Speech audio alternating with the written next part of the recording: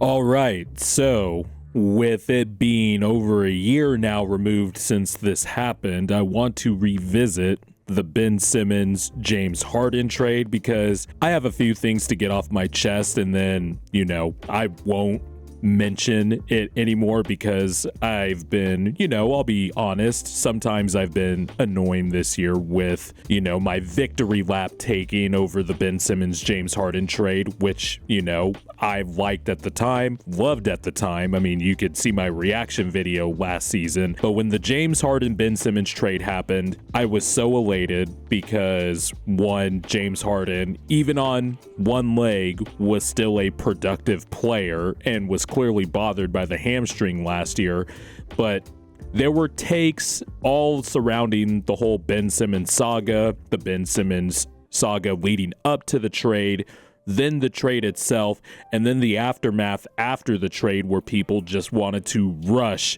to say that the Sixers got fleeced in the trade or to double down on their bad take at the time that the Sixers got fleeced in the Ben Simmons, James Harden trade. And then, of course, when the playoffs happened, everybody wanted to double and triple down on the take that the Sixers severely lost that trade. James Harden wasn't going to be the same player, even though people saw that James was clearly hobbled by the hamstring injury. And even though the Sixers, just on basic principle, traded for a player that played while Ben Simmons didn't play, but yet somehow the Sixers lost the trade, that logic made no sense. But we're going to revisit that because I have a few things to say about that. So let's just review the trade real quickly.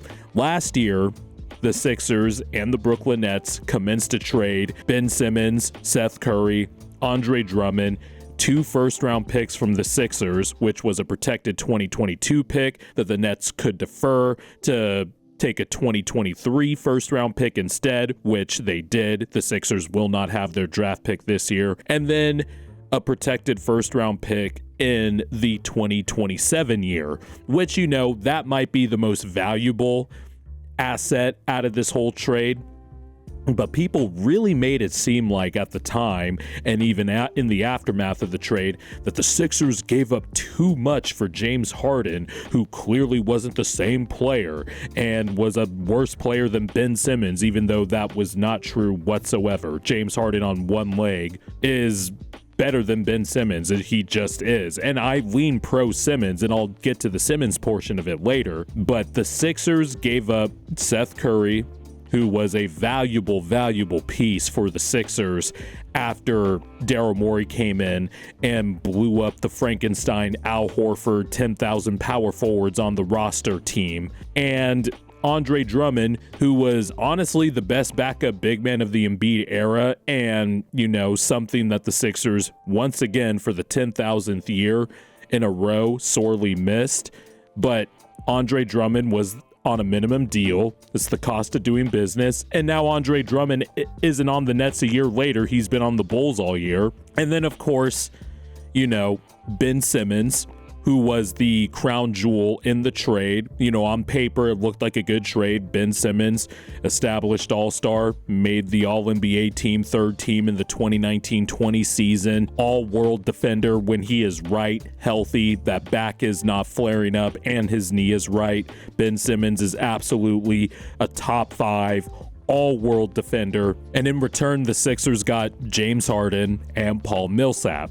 Now, I never understood the takes at the time that the Sixers lost this trade or that they got fleeced in the trade. One, I'm glad the Sixers didn't listen to anybody on Twitter or SB Nation blogs or any Athletic or Ringer articles that were just chiding Daryl Morey for biding his time and waiting for something that was unrealistic when James Harden was readily available and ready to leave Brooklyn. But when the Sixers got James Harden, it was apparent from the jump that this was the best guard Joel Embiid was ever going to play with. And the trade meant multiple things for the Sixers. It meant a proper running mate for Joel Embiid. It meant that a Sixers point guard could shoot and pass the basketball at the same time and finish around the rim with both hands, which is what the Sixers' previous point guard could not do. Not only that, the Sixers made this trade knowing that James Harden had the skill set he had, but he formed immediate chemistry with his co-star, the best player on the team, Joel Embiid. The Joel Embiid, James Harden pick and roll, it was apparent from Jump Street, the first game against Minnesota last year, that two-man game was going to be fearsome. Even with James Harden on one leg, with that hamstring still bothering him and a lot of his burst still gone, Harden still averaged over 20 points and over 10 assists a game, and the Sixers offense just looked clean in a way that was just really not since the Jimmy Butler era, the short-lived Jimmy Butler era. But even then, the offense still, since James Harden got traded all the way up till now, it's the smoothest I've ever seen the offense operate in the Joel Embiid era, just because there's multiple threats on the floor just from the basic fact that everybody could at least shoot, or will at least shoot when they're open. And the Sixers' second best player was a scoring threat off the dribble, which was the entire problem, or one of the main problems, with the Embiid-Simmons partnership. I've always been one to say that the Joel Embiid-Ben Simmons partnership was good, but imperfect, because with Simmons' lack of shooting, and not just the lack of shooting, the lack of willingness to shoot 10 feet outside the paint, and that willingness dwindled from his rookie year all the way up to his last playing season in Philadelphia, which is one of the weirder storylines that developed. Simmons was willing to shoot some mid-range jumpers in his rookie year, and as the years gone on, he just got closer and closer to the basket. And one of the main problems with Simmons, going all the way back to his days at LSU, he can't finish consistently with his left hand. He's clearly a right dominant person. And because of his lack of ability to shoot and score off the dribble, you really couldn't run pick and roll with Ben Simmons and Joel Embiid. I can only count on my one hand the amount of times Ben Simmons and Joel Embiid ran a pick and roll together. And even then, you have to dig deep into the possessions on NBA.com to find them. And with Harden there instead of Simmons, not only do you get a better passer, you get someone who is a threat to score off the dribble, and somebody you can run two-man game with your two best players, and then you can build an offense around that and add layers to it, which is what Simmons failed to bring to Philadelphia, and which that was one of the many reasons why the Sixers have had some early flameouts, because Simmons is not a threat to score. Teams will ignore him. Teams will leave him in the dunker spot and double Joel Embiid, which was like half of Joel Embiid's 16 turnovers in the Atlanta series in Game 6 and Game 7. And now look at where the Sixers are at now. James Harden and Joel Embiid have the Sixers as a top 3 offense. They have a top 3 offensive rating both on NBA.com and on Cleaning the Glass, which takes out garbage time, while they still have a top 10 defense. This is the first time in the Embiid era that the Sixers are top 5 in offensive rating. They've been top 10 before, barely scratching the edge of top 10.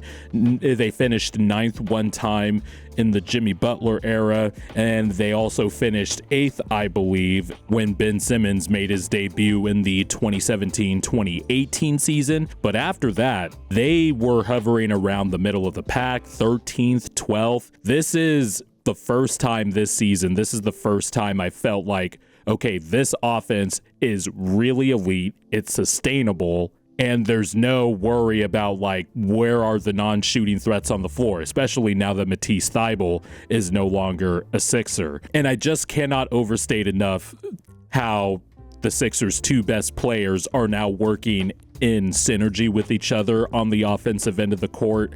It just looks the pick and roll. I wish Joel Embiid had have played with a guard like Harden earlier in his career. Man, that Butler era was too short. They formed an immediate chemistry when Butler was there. And Embiid is just so adaptable. He can adapt his game to anything. And not only that, Harden has adapted his game as well. Not only is he a floor general, he can still get you 22 a game.